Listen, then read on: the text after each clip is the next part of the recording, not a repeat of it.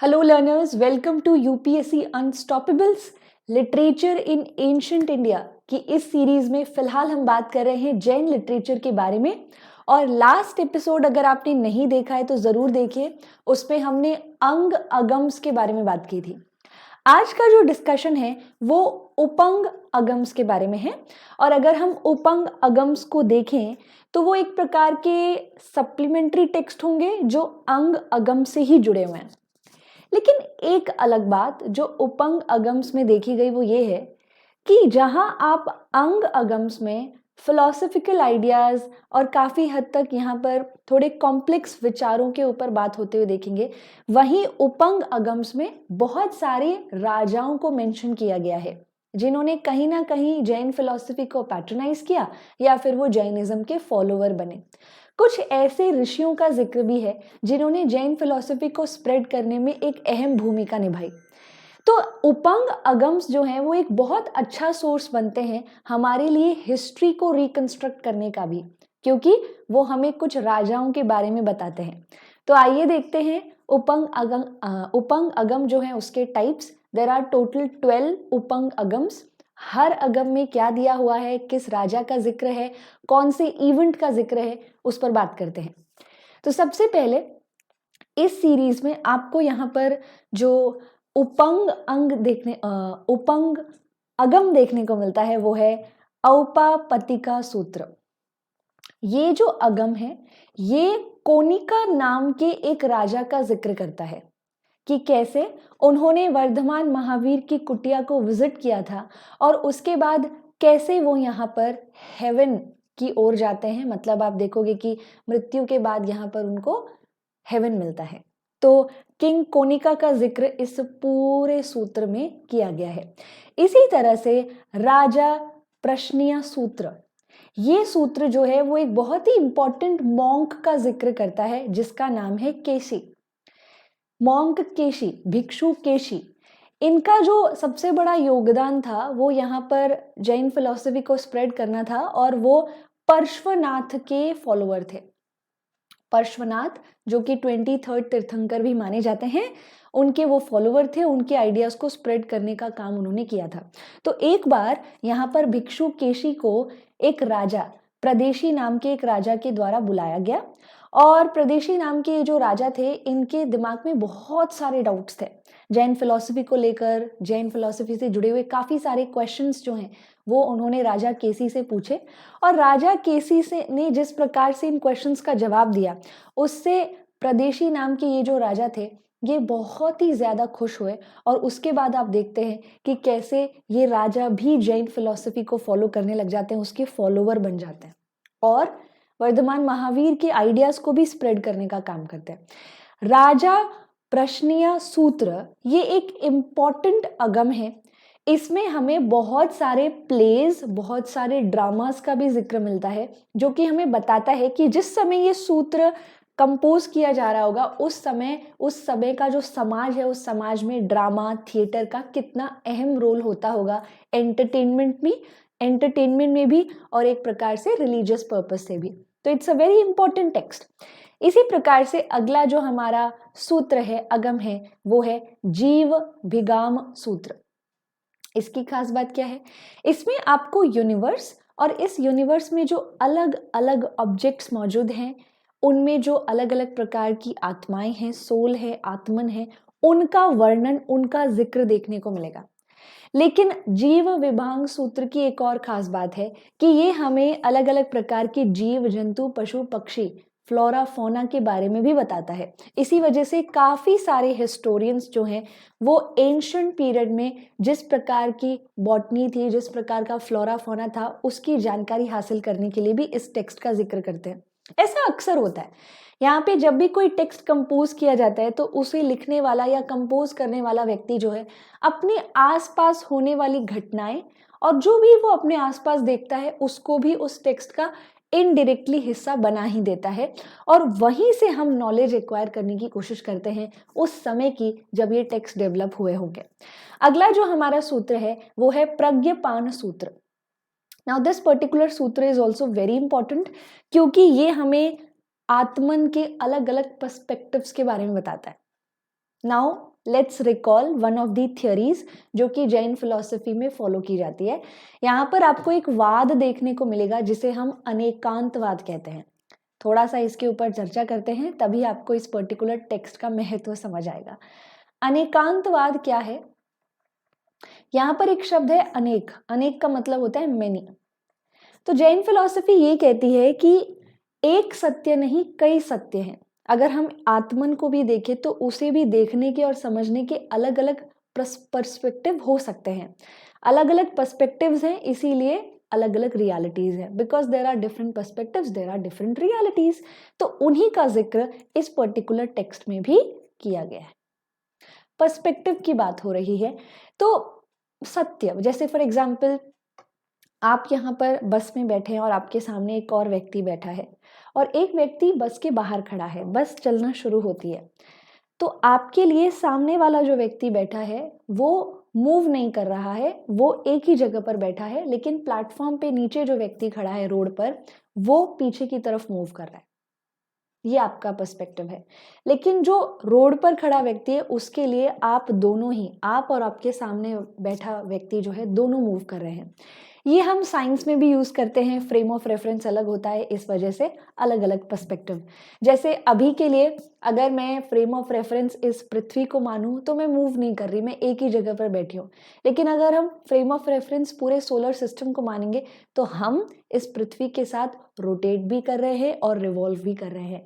यानी मूव करना या रेस्ट में होना अलग अलग पर्सपेक्टिव की बात है, ये एब्सोल्यूट नहीं होता है।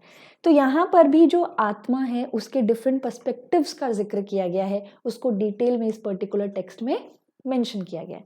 अगला है सूर्य प्रज्ञपति सूत्र। सूर्य प्रज्ञपति सूत्र सूर्य के बारे में बताता है, अलग अलग प्लैनेट्स के बारे में बताता है और उनके मोशन के बारे में बताता है। बल्कि सूर्य प्रज्ञपति सूत्र यहाँ पर अधूरा है, इसके साथ एक और टेक्स्ट आता है और ये दोनों टेक्स्ट मिलकर यहाँ पर हमें उस समय की एस्ट्रोलॉजी और एस्ट्रोनॉमी की जानकारी देते हैं। ये दूसरा टेक्स्ट कौन सा है? ये टेक्स्ट है चंद्र प्रज्ञपति सूत्र।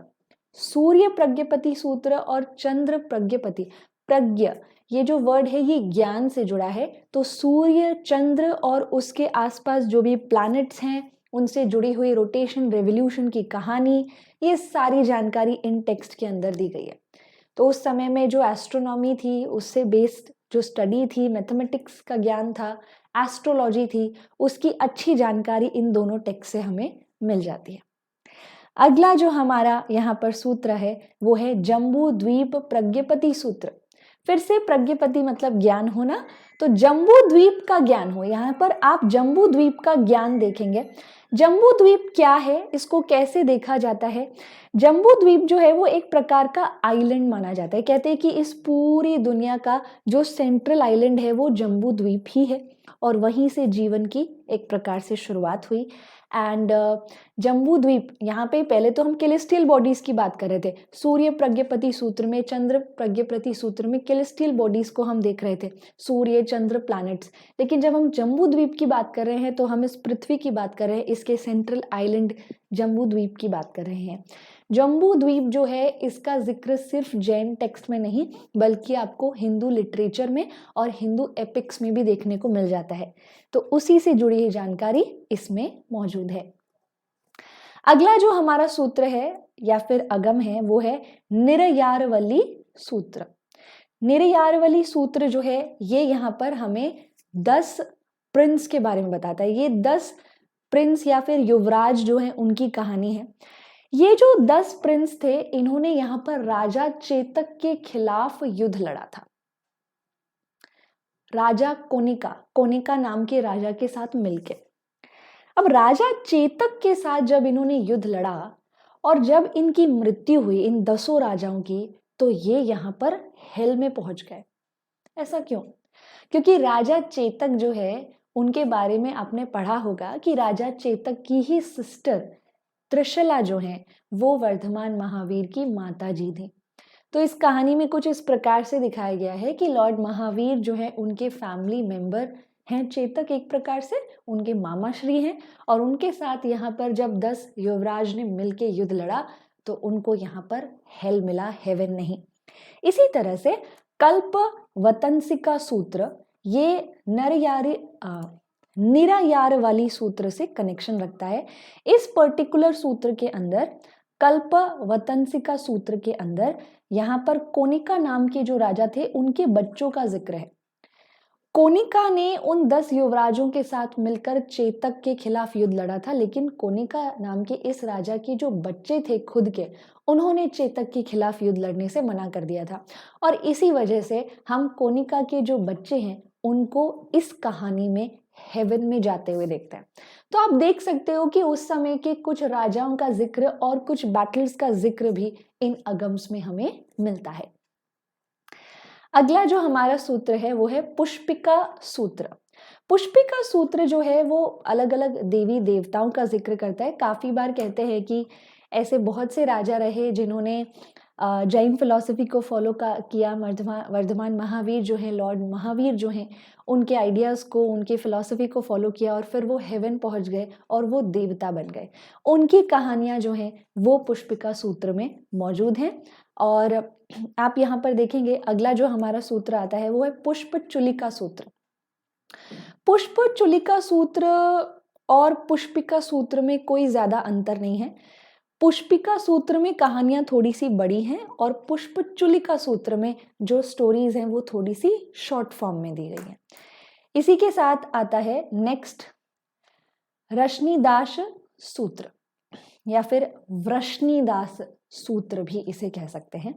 इसमें नेमिनाथ, लॉर्ड भगवान नेमिनाथ जो कि 24 तीर्थंकर्स में से ही एक हैं, उनके बारे में डिस्कस किया गया है। उनसे जुड़ी हुई कहानी के बारे में डिस्कस किया गया है कि कैसे नेमिनाथ नाम के जो तीर्थंकर थे उन्होंने यहाँ पर वृष्णि, एक जगह बताई गई है जिसके 10 राजाओं को कन्विंस किया कि वो जैन फिलॉसफी को फॉलो करें। तो आपको ये जो भी अगम्स आपने यहाँ पर देखे, इन अगम से आपको एक बात तो समझ आई होगी कि हमें इनसे astronomy, astrology, geography, botany, biology, flora fauna के बारे में पता चल रहा है। उस समय के कुछ लोकल राजाओं के बारे में पता चल रहा है। उनके बीच होने वाले इवेंट्स, फाइट्स के बारे में भी हमें पता चल रहा है। यहाँ पर वृष्णि नाम का रीजन ज्योग्राफी को दर्शाता है। तो काफी हद तक कुछ ऐसे एरियाज भी हैं जो कि अदर देन फिलॉसफी हमें इन टेक्स्ट से पता चल रहे हैं, जिनका इस्तेमाल हम हिस्टोरिकल सोर्स के रूप में कर सकते हैं, हिस्टोरिकल इवेंट्स को रिकंस्ट्रक्ट करने के लिए, उनको समझने के लिए। तो ये थे हमारे 12 उपंग अगम्स। पहले हमने अंग अगम्स पढ़े जो अगेन 12 थे, ये भी 12 हैं, टोटल 24।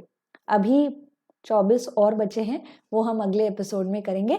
इसी के साथ इस एपिसोड को खत्म करते हुए हम यहाँ पर छोटी सी जानकारी के बारे में थोड़ी सी चर्चा करेंगे। 19 से 22 मार्च तक अभ्यास का महासंग्राम चल रहा है। आप यहाँ पर जुड़ सकते हैं इस महासंग्राम से। बेसिकली ये फ्री स्पेशल क्लासेस हैं जो कि एडुकेटर्स के द्वारा ली जा रही हैं। आप 19 से 22 तारीख तक इन क्लासेस को देख सकते हैं और अंत में 22 तारीख को एक बेहतरीन गिफ्ट जो है वो आपको यहाँ मिलने वाला है। अगर आप इन क्लासेस को ज्वाइन करते हैं, MCQ सॉल्विंग की जो क्लासेस चल रही हैं उसमें पोल्स में अच्छा परफॉर्म करते हैं, तो आपके लिए कुछ प्राइजेस हैं जो कि छुपे हुए हैं, जिनको रिवील 22 मार्च को ही किया जाएगा। तो ज़रूर इन क्लासेस को देखें। इसी के साथ साथ Unacademy all India free mock test करवा रहा है। ये ऑफलाइन और ऑनलाइन दोनों ही तरह से अवेलेबल है। दिल्ली, जयपुर, प्रयागराज, पटना, पुणे आप टेस्ट दे सकते हैं। ऑफलाइन जाकर भी उस एक्सपीरियंस कर सकते हैं उस समय को जो एग्ज़ाम दिया जाता है, असल में उस रियल टाइम एक्सपीरियंस को आप यहाँ पर उसकी थोड़ी झलक देख सकते हैं। ऐसा आपको यहाँ ज़रूर मिलेगा। तो all India prelims mock test, इसका पार्ट बनिए। रेफरल कोड ARTI1702 यूज़ कीजिए और इसे एनरोल कीजिए। ये बार कोड है, आप इसको स्कैन करके भी लिंक तक डायरेक्टली पहुंच सकते हैं। इसी के साथ साथ UPSC EPFO का नोटिफिकेशन आउट हो गया है अनअकैडमी पर। UPSC EPFO कैटेगरी जो है उसकी क्लासेस भी मौजूद हैं, आप उसे भी देख सकते हैं। 5000 में आप यहाँ पर EPFO कैटेगरी का सब्सक्रिप्शन ले सकते हैं। अनअकैडमी का ऑफलाइन सेंटर भी है दिल्ली में, आप उसे भी ज्वाइन कर सकते हैं। इसी के साथ याद रखें, अभ्यास का महासंग्राम 19 मार्च से 22 मार्च तक आप ज़रूर पार्टिसिपेट करें और 22 मार्च को एक्साइटिंग प्राइजेस के साथ आपके सामने कुछ बेहतरीन चीज़ें रिवील की जाएंगी। So thank you so much, stay tuned, take care.